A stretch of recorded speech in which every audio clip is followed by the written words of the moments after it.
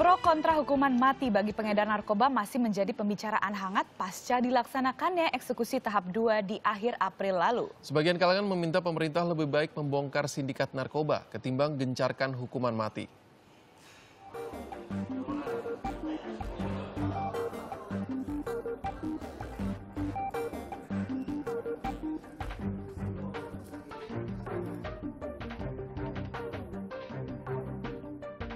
Pemerintah gaungkan Indonesia darurat narkoba.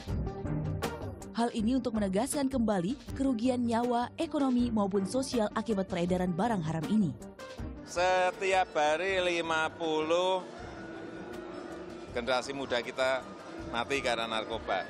Kalau dihitung 1 tahun 18.000, itu yang harus dijelaskan. Ya, jangan yang kamu jelaskan yang dieksekusi. Jelasin dong, nama-nama 18.000 itu siapa saja, tulis. Badan Narkotika Nasional mengungkap fakta yang mencengangkan.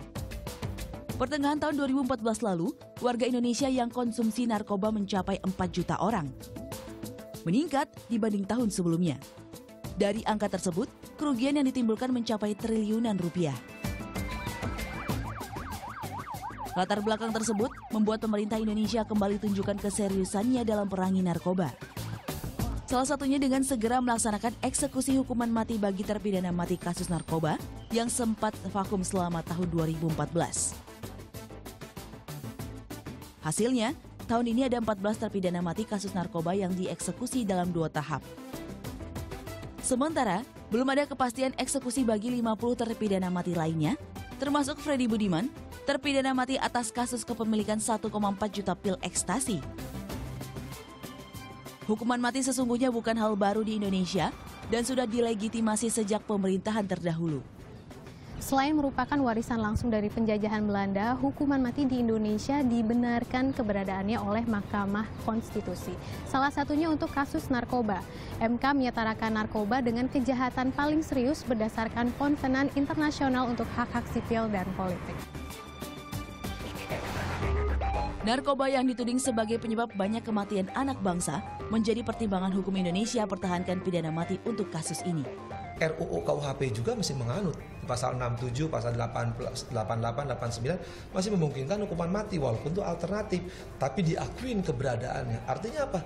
Bahwa politik hukum kita ke depan masih menginginkan hukuman mati. Tapi bagi mereka yang tidak hukuman mati, ayo di DPR aja rubah.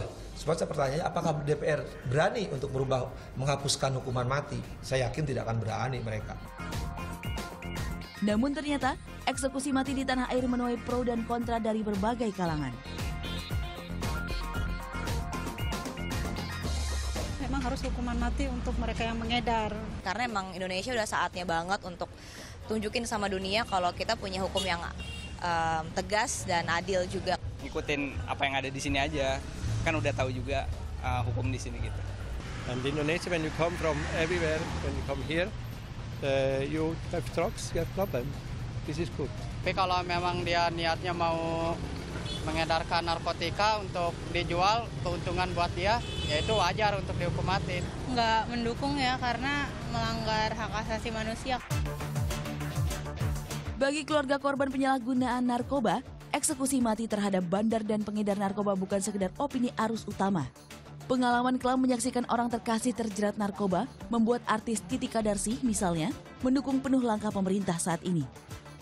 Dan yang terjadi waktu itu anak saya terkapar dengan mulut berbusa dan dalam waktu sekejap saja proses dari Sako itu menyebabkan anak saya itu badannya menjadi menipis seperti selimut. Tidak ada satupun pengguna narkoba menjadi menteri, menjadi anggota DPR mungkin, jadi direktur, mana ada. Mereka terpuruk semua.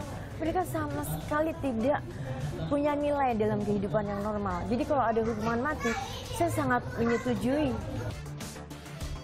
Namun ada juga beberapa kalangan yang menentang eksekusi mati bagi pengedar narkoba. Selain melanggar hak hidup manusia, pidana tersebut juga dianggap tidak adil dan tidak memberikan efek jera.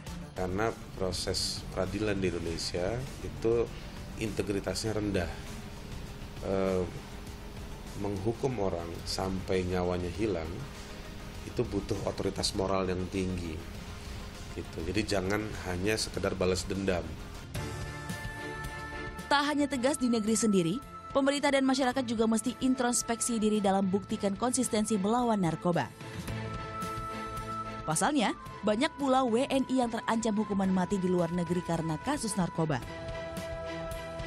Per 7 Mei 2015, tercatat 225 WNI terancam hukuman mati dan sebagian besar diantaranya merupakan kasus narkoba.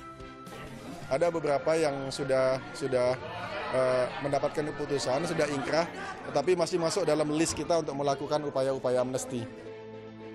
Mencegah lebih baik daripada mengobati. Perang melawan narkoba tak melulu lewat hukuman mati. Mencegah jalan masuknya ke tanah air juga menjadi salah satu solusi dalam pemberantasan narkoba. Dan sesungguhnya pencegahan terbaik bermula dari rasa peduli di dalam keluarga. Feby Purnamasari, Niken Sasi melaporkan untuk NET.